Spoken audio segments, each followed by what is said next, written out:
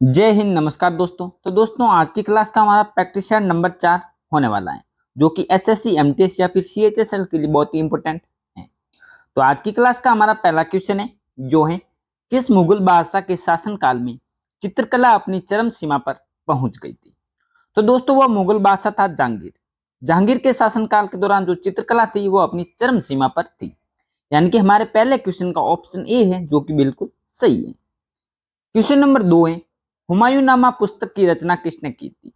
तो दोस्तों हुमायूंनामा पुस्तक की रचना है जो कि गुलबदन बेगम के द्वारा की गई थी। यानी कि ऑप्शन बी इसका बिल्कुल सही उत्तर हो जाएगा।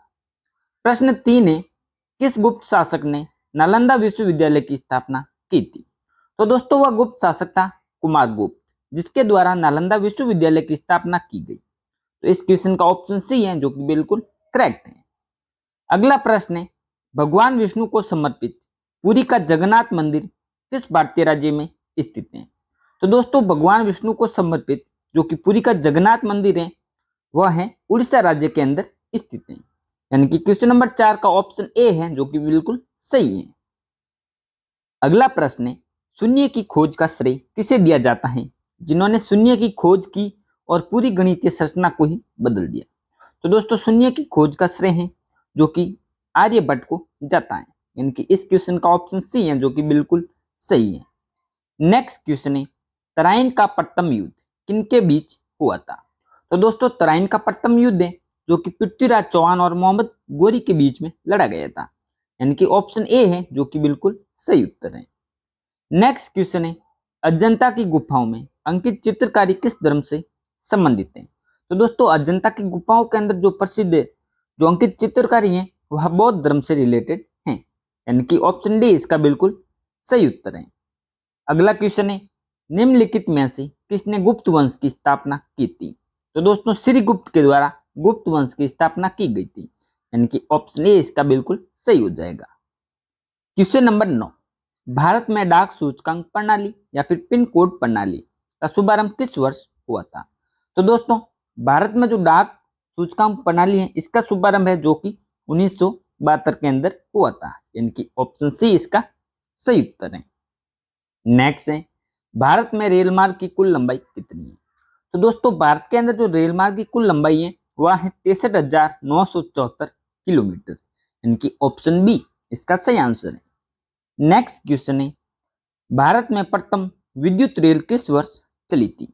तो दोस्तों भारत के अंदर प्रथम विद्युत रेल है जो कि 1925 के अंदर पहली बार चली थी।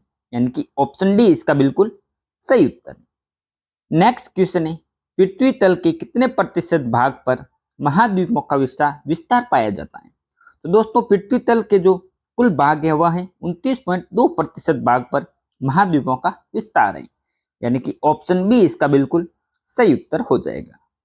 क्वेश्चन नंबर 13 है, निम्नलिखित में से कौन सा अभ्यारण्य जंगली हाथियों के लिए प्रसिद्ध है।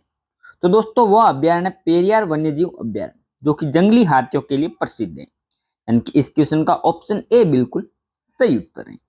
नेक्स्ट है, सिंधु घाटी सभ्यता का एक विशाल स्नानागार किस स्थान पर मिला है।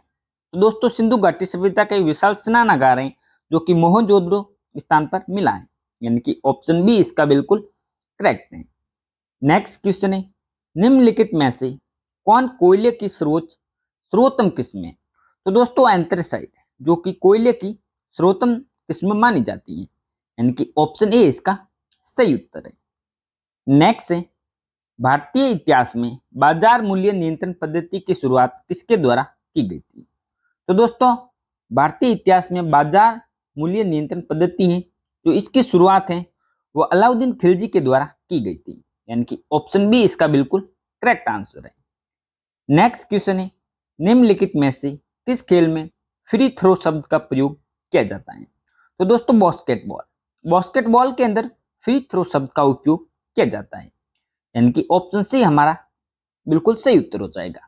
अगर दोस्तों आपको भी ये क्लास पसंद आ रही है तो आप इसको लाइक जरूर कर दीजिएगा तथा हमारे चैनल को सब्सक्राइब जरूर कीजिएगा, क्योंकि हम रोजाना आपके लिए ऐसे मोस्ट इंपोर्टेंट क्वेश्चन लेकर आते रहते हैं। क्वेश्चन नंबर 18 है, किस भारतीय राज्य को पोलो खेल का उद्गम माना जाता है।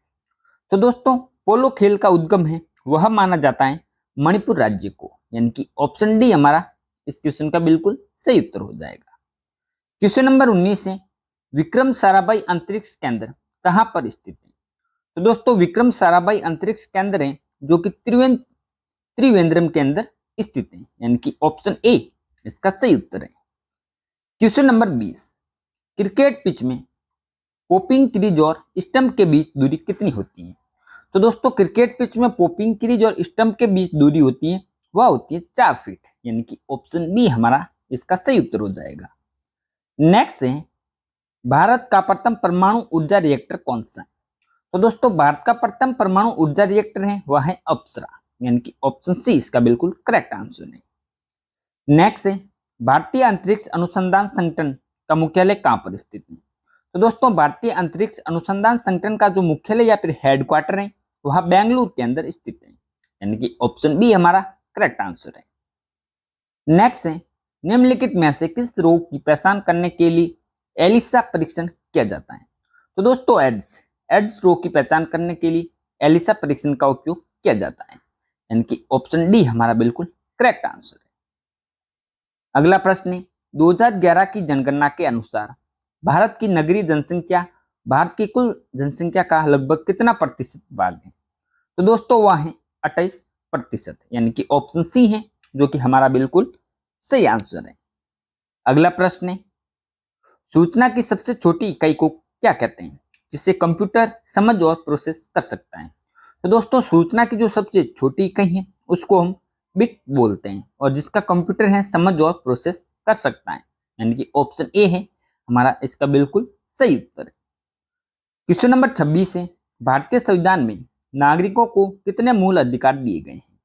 तो दोस्तों भारतीय संविधान में है जो नागरिकों को है कुल 6 मूल अधिकार प्रदान किए गए हैं, यानी कि ऑप्शन बी हमारा इसका करेक्ट आंसर है।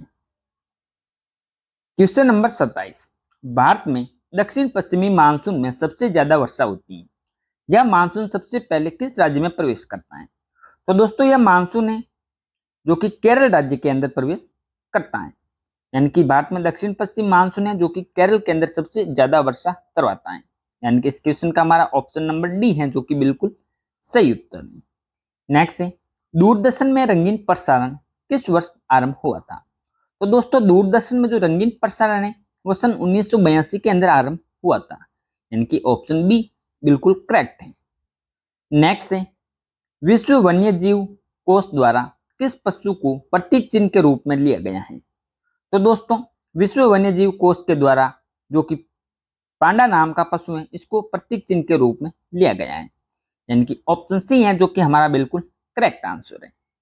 नेक्स्ट है, भारत में करेंसी नोट पर उसका मूल्य कितनी भाषाओं में लिखा होता है?